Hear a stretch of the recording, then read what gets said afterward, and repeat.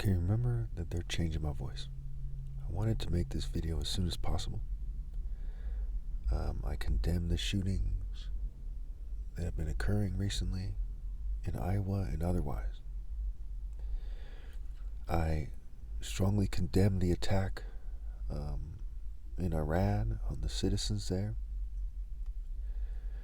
I condemn all acts of injustice. I'm against it. I'm against it. I'm against it. I'm not feeling too good right now, but these things have to be said.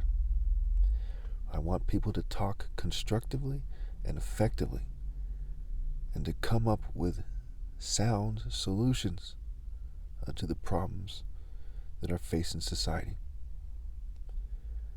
I want all the starvation to stop, all the playing stupid to stop. Now you might wonder who I am.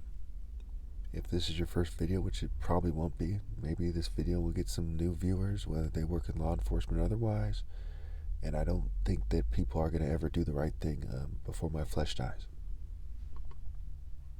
But because it's such an important topic, I'm going to make yet another video series, and this will be part 1, that proves definitively that the miracles in the Bible are figurative. Again, the miracles in the Bible are figurative, and that I am the idea that Christ is superimposed on, right? It says in Revelation 22, I am the root and offspring of David, and the bright morning star, the root and offspring, right? The output.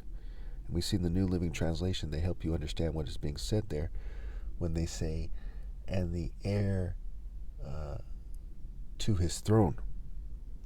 We see in Proverbs 16:12 that the throne is established in righteousness.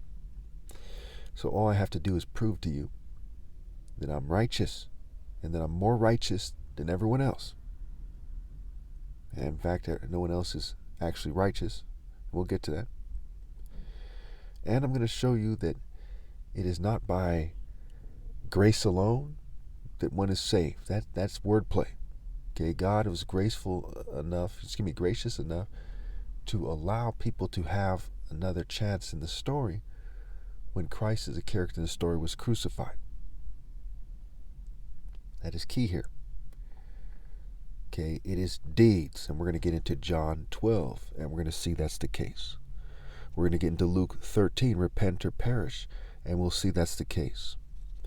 We're going to get into Luke 12, where it talks about, why don't you judge for yourselves what is right, and we'll give you the appropriate measure to do so, the appropriate scales, and you'll see that I'm right.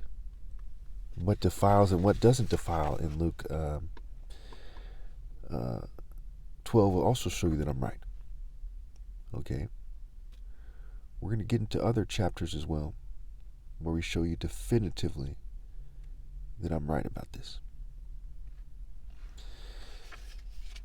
And also, when I have harsh words for people,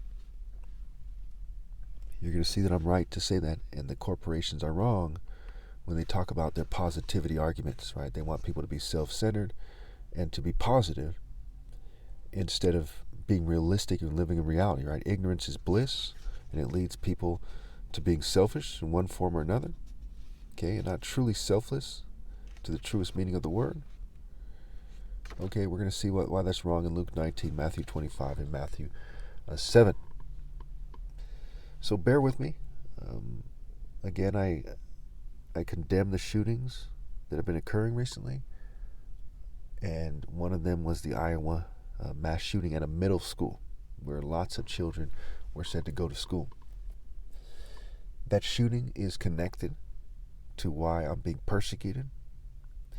But I need you all to understand something, The devil is an idea, okay? It's a very real idea that people try to come into, right? There's various groups. There's Satanists. There's corporate people who see themselves as evil. There's people who are from the governing class who see themselves as having made a deal with the devil, so to speak, and otherwise, right? Kind of like popular culture or celebrities are said to sell their soul for fame. And, rich people are celebrities in their own right, and they quite often pay celebrities for sex and to do things for them and so on and so forth, okay? So you need to understand that what is going on here as it affects you, okay, if in a very straightforward way, I'm going to try to keep it simple for you, is that the devil is laying a trap for you, and you're all playing into his hand, and there's going to be various moments in your life where the devil is saying, I told you so, right? The spirit, the idea of the devil, right? The idea of the essence of evil, it has a sort of spirit of its own, a mind of its own, telling you, I told you so, okay? Because the devil is the devil. If you make a deal with the devil, it's in popular culture and it's allowed by the servants of the devil to be well known that you're going to regret that deal. And all deals start with the foundation, right? Found Alpha Shun. We see with the plantation, right? Plant Alpha Shun, right? The manifest destiny, right? Plantation, manifest destiny. Put one and one together, right? The ships manifest. The cargo, the slaves. And about 1 million or so of them were said to be from the Igbo tribe, the tribe that I'm from the royal family of. And I've connected this to people quite often. Okay. More than my arguments that come from the Bible is my argument that, they come from the Bible. More important, we'll say, because it's also in the Bible, but it's in a very confusing way, is my argument that I'm set apart as the top martial artist ever possible, okay, by God. So whether you're Christian, Muslim, Jew, Hindu, whatever, you know that that's significant, right? For example, if somebody was shooting at you, regardless of what religion you are, unless you're insane, you know that's significant, that's important. What's going on here? You should respond, okay? If you were sick, you'd say, hey, that's significant. The sun is hot, that's significant. So don't let any scriptures or holy books fool you that the fact that I'm the top martial artist ever possible using universal logic is significant. That's more significant than anything. If we could bring back everybody who is known to have existed for sure in history, we would see that none of them have a claim that makes them more important than me being the top martial artist ever possible. A king wears a sword for a reason. We see in Joshua, the angel had a drawn sword, saying he's not on either side, he's on God's side. I'm not on Israel's side, I'm not on Iran's side, I'm not on Palestine's side, I'm not on America's side, not on black people or white people's side. I'm on God's side. And that's significant too. Me saying that is part of my works. There's people who respect that, there's people who don't respect that. And I'm going to do what's right, even if everyone doesn't respect that. So when we get into Matthew 22, for example, and it talks about the greatest commandment and how it connects to the golden rule, listen carefully. Matthew 22, verse 37, Jesus replied, love the Lord your God with all your heart, with all your soul, and with all your mind. This is the first and greatest commandment.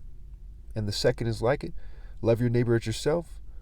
All the law and the prophets hang on these two commands. Now, imagine you had a neighbor, and they're having trouble getting a date. Okay, and they were a bad person. Is loving them dating that person? No. Okay? So you have to understand what love is and isn't. If someone there is sacrificing children all the time, is loving that person covering up for them? Or saying you love them to them and not helping that person out of their dark ways? No. So you got to define it correctly. And you see, it kind of helps you define it correctly in a different part of the Bible. We get John 14:15. It says, if you love me, keep my commands. It says, if you love me, keep my commands. And you have to judge, right? John 7:24, stop judging by mere appearances, but instead judge correctly. So that includes the world, right? That includes don't be racist, don't be this, that, and the other thing, but it includes the world.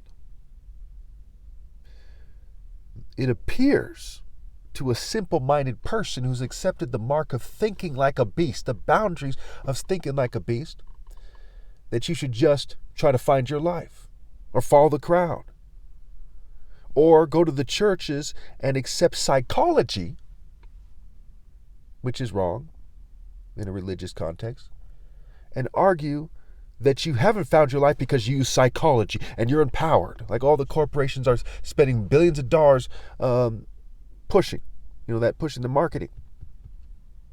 But that's not what it means. And we'll get into that in part 2.